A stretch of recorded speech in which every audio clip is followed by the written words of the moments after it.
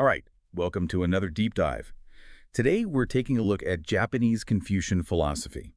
Now, I know you're no stranger to philosophy, so this is going to be right up your alley. hmm We're going to be exploring a tradition that grapples with some really fundamental questions, but with some really unique and nuanced perspectives. It's Huh. going to be super interesting to see how they approach things. Absolutely. It's not just about dates and names and things like that. This is about a really, really vibrant intellectual history, a tradition that really wrestled with some very profound, enduring philosophical problems, and often in dialogue with, other really rich traditions like Buddhism. Okay. And our main guidebook for this journey is going to be the Stanford Encyclopedia of Philosophy entry on Japanese Confucianism. It's a great resource, really thorough. Okay, so let's just jump right in.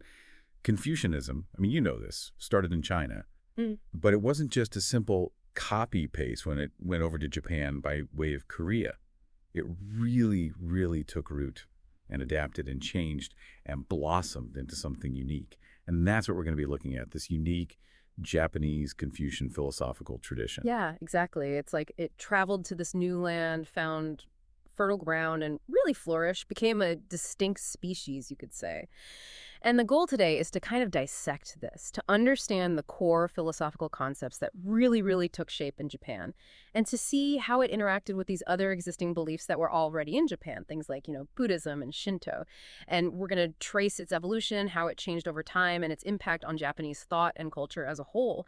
This is a really valuable opportunity to engage with a non-Western philosophical tradition. And you might be surprised by some of the insights you find, looking at some of these familiar debates from a completely different angle. And before we even get into the nitty-gritty of the ideas themselves, let's talk about something a little more basic, the words we use, the terms.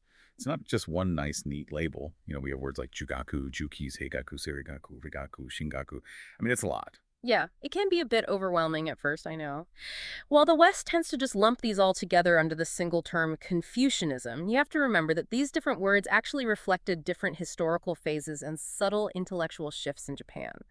But by the early modern period, intellectuals really began to see a unity in these schools. Like they were all part of one coherent system. Often they even saw it as part of a larger system alongside Buddhism and what they understood as Taoism or Shinto. A great example of this is Matsunaga Sekigo's Irinshu. He really illustrates this idea of a unified tradition beautifully. And it's interesting, right? Our term Confucianism in the West, well, it comes from Jesuit missionaries. They were trying to translate Confuci, the honorific for Confucius, into Latin. But in East Asia, the focus wasn't just on Confuci himself, it was on the Jew, the scholars who carried on his teachings.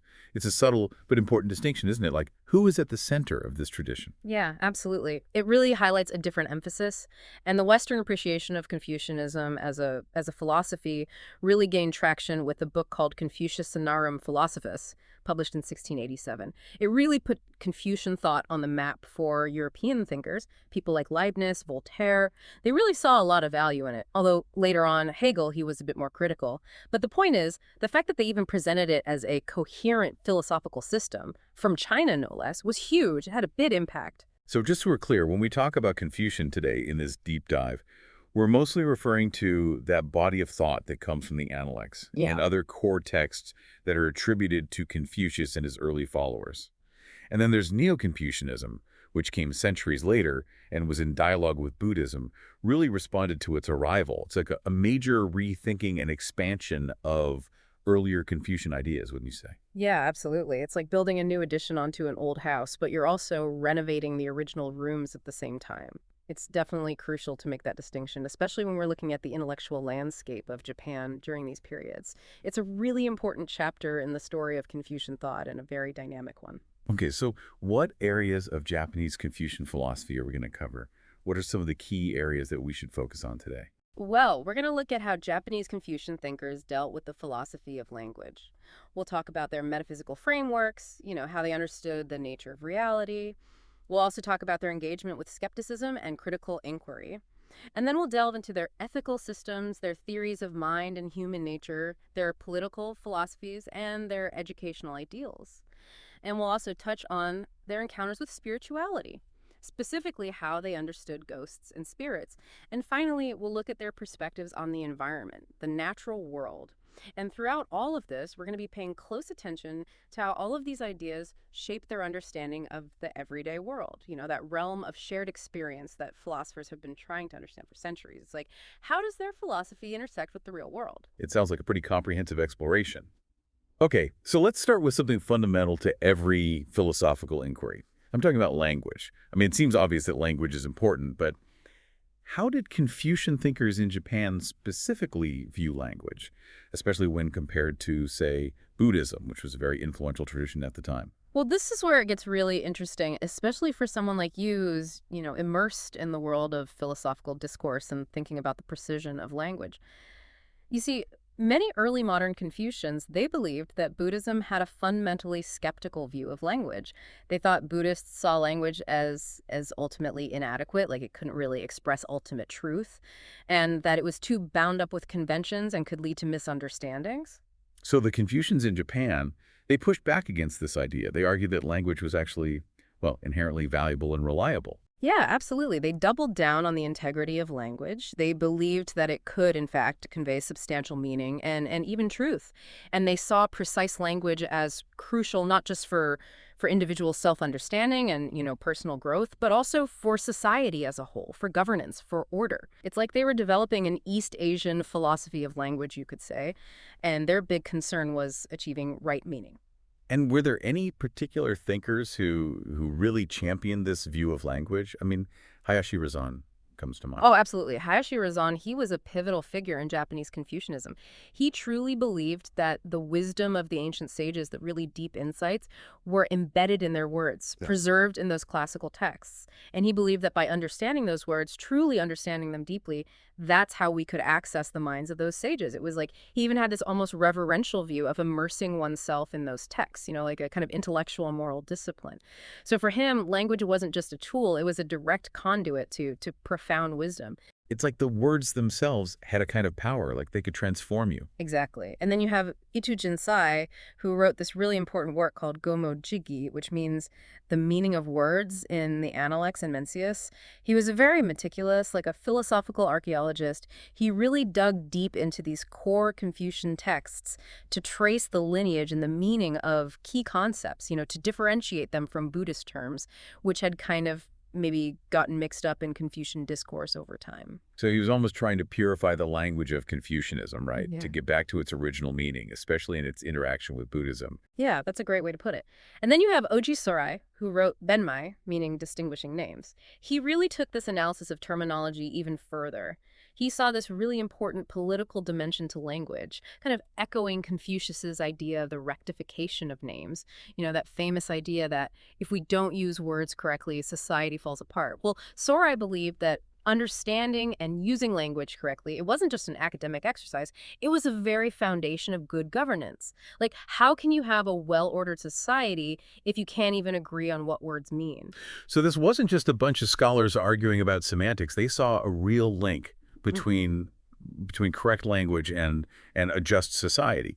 For a philosopher, Yeah. I mean, this is a really powerful idea, the power and responsibility that comes with language. Oh, for sure. And you know what? This focus on language, it really paid off later on.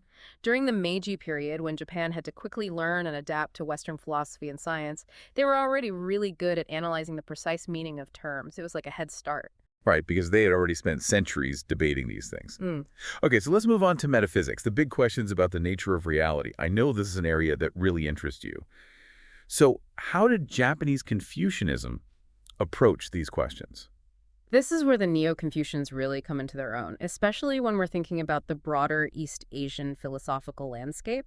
You see, early Confucianism, it kind of took the reality of the everyday world for granted. It wasn't really a big focus. But with Neo-Confucianism, they really start to grapple with these questions head on, especially in response to the arrival of Buddhism and its doctrines of emptiness, or the idea that ultimately reality is an illusion. So a central framework that emerged was the dualism of Ri and Qi. Okay, Ri and Qi, these are really important concepts. For someone who might be hearing these terms for the first time, can you explain what they mean and why they're so important? Of course. So ri, sometimes translated as principle or pattern, refers to the underlying order of the universe, the rational and moral order. It's like the blueprint or the set of rules that govern how everything works. It's the why behind things. And it's inherently good. That's important. And then you have kili, which is often translated as generative force or material force. It's the stuff that the world is made of, the energy, the substance. It's the what and the how of things. And Hayashi Razan, who we were just talking about, he played a big role in bringing this Reiki framework into Japanese Confucianism, right? Oh, he was absolutely instrumental. Razan basically solidified Zushi's synthesis of Ri and Ki for the Japanese context, and he really emphasized that Ri is both universal, like the shared human nature that everyone has, and also particular. It defines the unique essence of each thing in the world. And he was adamant that Ri is inherently good, and Ki, that's the active stuff of existence. So yeah, he was a big champion of this dualistic understanding of reality. So they saw Ri and Ki as interconnected, two sides of the same coin, almost. But was there a debate about which one was more fundamental, more important? Absolutely. There was this ongoing tension. They all agreed that Ri couldn't exist without Ki, and that Ki was always shaped by Ri. But the question was, which one was the ultimate source, the ultimate ground of being? Razan, following Zhu Xi, he tended to lean towards Ri as the more fundamental principle, but not everyone agreed. And as always in philosophy, there are dissenting voices. Yi Jinsai, who had his own ideas about language, also had a different view on this, right? He definitely did. Jinsai, he was more of a monist. He believed that only Ki truly existed independently. He saw Ri as something that existed within Ki as a kind of inherent order, but not as a separate thing. It's like Ri is the pattern, but Ki is the fabric. You can't have a pattern without the fabric. That's a pretty big difference. What was his reasoning for this? Well, he felt that the idea of a universally shared human nature, which was rooted in Ri, didn't really account for the fact that people are so different, so diverse. So he emphasized kishitsu, which is basically a person's innate disposition, their inherent tendencies, which come from their specific ki. He even said that Ri was a dead word. He much preferred the term michi, the way, which he saw as more dynamic, more alive. So instead of a shared, universally good nature, he was more focused on the individual and their unique qualities. Yeah. Interesting. And it wasn't just Jinsai who had problems with Ri, was it? No, both Jinsai and Sarai, though for different reasons, they suggested that the concept of Ri was actually influenced by Taoist and Buddhist thought, and they wanted to ground their philosophy in what they saw as more purely Confucian ideas. But even with all this debate, the Reiki framework remained a really important part of Japanese Confucianism, especially for those who followed the Chengzu school, right? Oh yeah, it was definitely a dominant idea, a major paradigm. And it's amazing how adaptable those core concepts of Rai and Ki were. When Japan started encountering Western philosophy and science, they actually used these concepts to create new words to translate those foreign ideas. Like the word for logic, ronrai, it literally means discussions of principle. So you can see how those old ideas were still relevant even in a new context. Yeah, it's fascinating how these concepts can be debated so intensely and also be so adaptable. Okay, so let's talk about something that might surprise people about Confucianism, the emphasis on doubt and critical thinking. I mean, that's not always the image that comes to mind. That's a great point. It might surprise people, but doubt is really important in Neo-Confucian thought. It's not about blindly accepting authority. It's about questioning and challenging ideas. And this goes all the way back to Song dynasty figures like Zhangzai and Zhu Xi in China. And in Japan, you have thinkers like Hayashi Razan and Kaibara Eken who really emphasize this. Can you give an example of this in Japanese Confucian thought, like a specific example? No, sure. Kaibara Eken, in his book Tagioroku, he actually criticizes some of Zhu Xi's teachings. But he also quotes both Lu Xiangshan and Zhu Xi on the importance of doubt. Lu Xiangshan, he famously said, "If you have no doubts in your learning, you should be worried, because real learning comes from questioning what you think you know."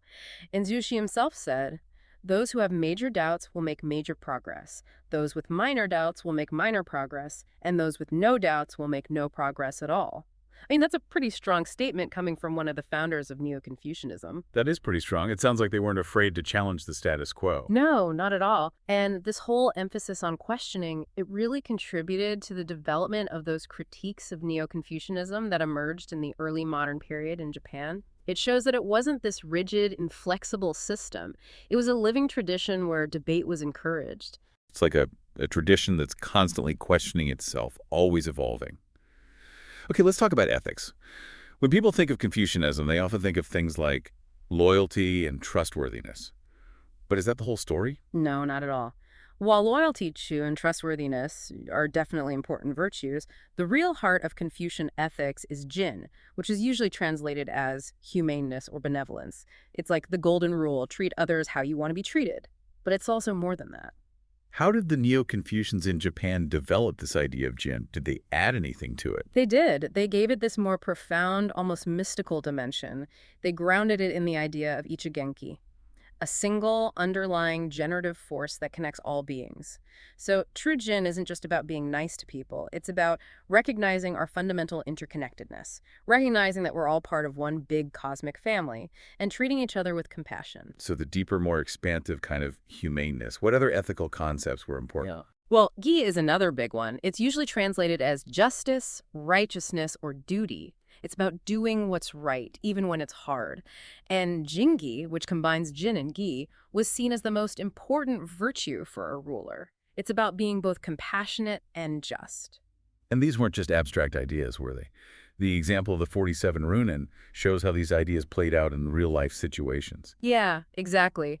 That whole debate about whether their act of revenge was justified in terms of gi, it shows how seriously people took these ethical principles. It wasn't just theoretical. These ideas had real weight in people's lives. Okay, so ethics was a big deal in Japanese Confucianism. Yeah. What about the mind? How do they understand the mind and its role in human experience? In general, the dominant early modern Neo-Confucian view was that the mind, shin or kokoro, was the ruler of the body. It's a microcosm of the universe, containing both ri and ki. And because it has ri in it, the mind is seen as inherently good, capable of understanding and making moral judgments. And this contrasts with some Buddhist views of the mind, right? Yeah. Some Buddhists emphasize the mind's potential for delusion, for being caught up in illusions, but Neo-Confucians, they saw the mind as a real thing, a source of knowledge and morality. And they believed that by cultivating the mind through practices like quiet sitting or jingzoa or seiza, you could achieve a kind of harmony with the world, because your mind and the world are both governed by the same principles, by ri. So they believed in training the mind, in making it more clear and balanced. But Jinsai and Sorai, they probably had different thoughts on this, right? Oh, you know they did. They weren't big fans of the idea that the mind should be still and calm. They saw that as more of a Taoist or Buddhist ideal. They thought the Confucian mind was more active, more engaged with the world, more focused on ethical action and social responsibility. So even on something like the mind, there was a lot of diversity in Japanese Confucian thought. Okay, let's move on to human nature. What did they think human nature was all about? This is where the Serigaku, School of Human Nature and Principle, really comes in. They basically identified human nature, dixing or sei, with ri. Thinkers like Hayashi Razan and Yamazaki Ansei, they were all about this. And it had a really egalitarian implication because it meant that everyone deep down has the same moral potential. We're all good at our core. So everyone has the capacity for goodness, no matter who they are. Yeah, that was the idea. And any differences in how people actually behave, that was attributed to the quality of their ki. Like, some people's ki is more clear, so their inherent goodness shines through more easily. Others, their ki might be a bit muddled, so it's harder for them to express that goodness, but it's still there. And it's Jinsai. Did he have something to say about this? I bet he did. He did, of course. He wasn't buying it. He thought human nature was basically just kishutsu, our innate disposition, the stuff we're born with. Which makes sense, right? We all come into the world with different tendencies, different strengths, and weaknesses. This idea actually goes back to thinkers like Dong Zhongshu, and it's also influenced by Zhu Duni's ideas about different types of moral character. So instead of everyone being inherently good, he thought we were all just different, unique from the start. Exactly.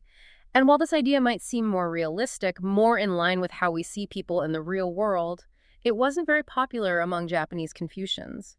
Most of them stuck with the Neo-Confucian idea of a shared, fundamentally good human nature rooted in ri. Okay, so lots of debate about human nature. Let's switch gears now and talk about politics. Confucianism has always been very political, right? So how did this play out in Japan? Yeah, Confucianism is inherently political. I mean, Confucius himself wanted to advise rulers on how to govern well.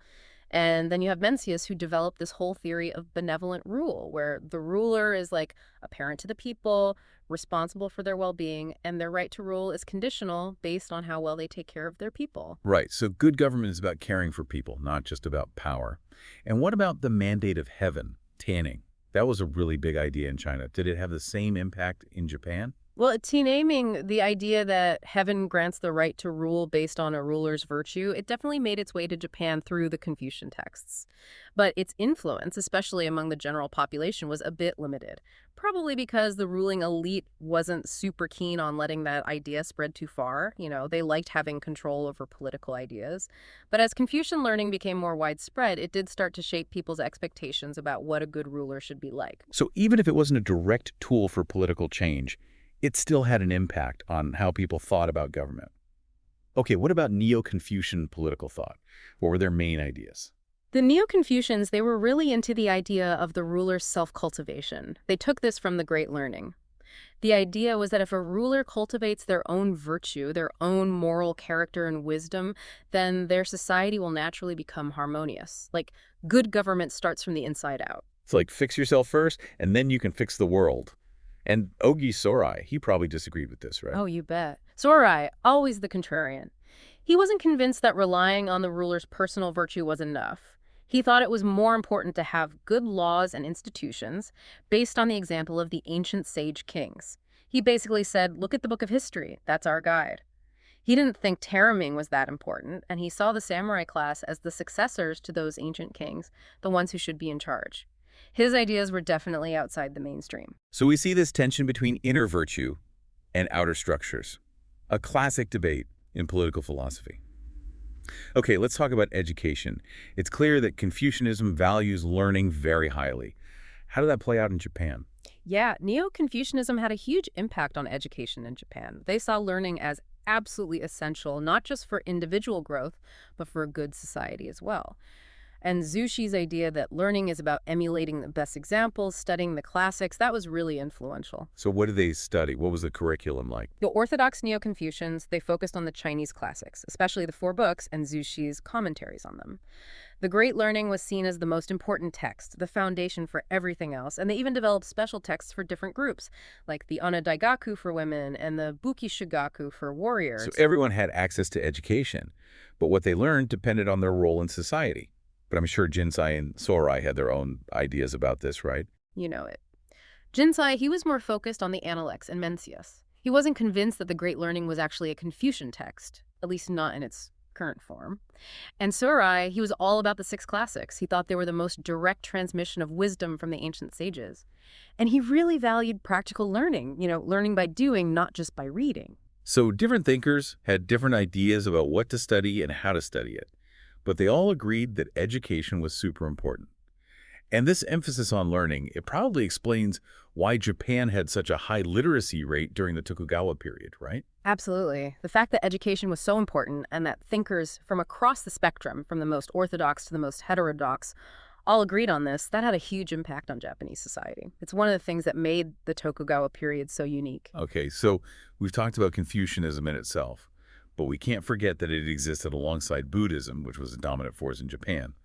How did Confucian thinkers deal with Buddhism? Did they just ignore it, or was there some interaction, some debate? Oh, there was definitely interaction and debate. You see, after Hideyoshi's invasions of Korea in the late 1500s, a lot of Neo-Confucian texts that criticized Buddhism made their way into Japan. And this really led to a sharper distinction between the two traditions, and sometimes it even got a bit heated. So what were the main points of contention? What did they disagree about? Well, Jinsei, he was one of the most vocal critics of Buddhism. He really didn't like the idea of emptiness, the Buddhist idea that ultimately reality is an illusion. He thought that was nonsense. He pointed to the real world, the world of experience, and said, this is real, and so are the Confucian values of love, compassion, and social relationships. He was very pragmatic, and he argued that Buddhism didn't really offer anything useful to society. In fact, he thought it could lead to chaos and disorder. He contrasted this with the peace and harmony that supposedly existed under the ancient Confucian sage kings. So he was saying Buddhism is not only wrong, it's also useless. Pretty much, yeah. He also didn't like the Buddhist idea that the mind is empty and that we should try to eliminate all passions. He thought that was a denial of our true nature, our natural inclinations towards morality and action. He even said that the best way to refute Buddhism wasn't through arguments, but through actually living a good Confucian life, showing through your actions that Confucianism is the right path. So he was putting his money where his mouth was, so to speak. Exactly. But you have to remember, not all Confucians were as critical of Buddhism as Jinsei. Some were more tolerant, and some were even more hostile. It really depended on the thinker. But in general, by the early modern period, Confucianism had established itself as a distinct and influential force in Japan. It had its own social and political relevance, and so it didn't need to define itself against Buddhism as much anymore. So it had gained confidence and maturity, and it could stand on its own 2 feet. Okay, let's talk about something a little unexpected. Ghosts and spirits. How did Japanese Confucians deal with these ideas, especially with Buddhism and Shinto already having such a strong presence in Japan? Well, this is where the Neo-Confucians kind of broke away from Confucius himself, who famously didn't like to talk about spirits or the afterlife. Yeah. But the Neo-Confucians, they lived in a world where belief in ghosts and spirits was everywhere, so they had to address it. And they did it in a more rational, naturalistic way, right? Exactly. They followed the lead of Chinese thinkers like Chang Yi, and they tried to explain these things in terms of their own philosophy. They said that ghosts and spirits, Grishin or Kishin, were actually just traces of the creative transformations of the world or spontaneous activities of yin and yang, the cosmic forces that govern everything. So instead of saying that ghosts are the souls of dead people, they were saying that they're just manifestations of natural energy. Yeah, that's a good way to put it. But even though they were giving these rationalistic explanations, they still believed that these forces were everywhere. They saw spirits as the expansive, ascending aspects of ki, and ghosts as the contractive, descending aspects. Like everything is connected to these cosmic cycles. And what about ancestor worship? How do they fit that into this naturalistic framework? Well, they said that ancestor worship was about honoring the shared generative force and spiritual connection within a family lineage. They really emphasized the male line, and this idea was also used to justify male lineage adoption because it was about ensuring the continuation of the family line and the ancestral rituals. So even in their understanding of ghosts and spirits, they were still very concerned with family and social order. And Ogi Sorai, did he have his own take on this too? Oh, of course he did. Sorai, always the maverick. He said that we should just accept that ghosts and spirits exist, no questions asked, and his reason. Because the ancient sage kings believed in them, and that was good enough for him. So even when dealing with something like ghosts, he still appealed to tradition and authority. Interesting. Okay, last but not least, let's talk about the environment. Did Japanese Confucianism have anything to say about humanity's relationship with nature? It did, actually. They were inspired by texts like Zhang Zai's Western Inscription, which talks about how all things, including humans, are interconnected and part of one big family. And this led to a sense of responsibility for the natural world. So they weren't just focused on human society, they saw that we were part of something bigger. Exactly. And there were thinkers who really put this into practice. Kaibara Eken, for example. He was a botanist, and he was fascinated by the natural world.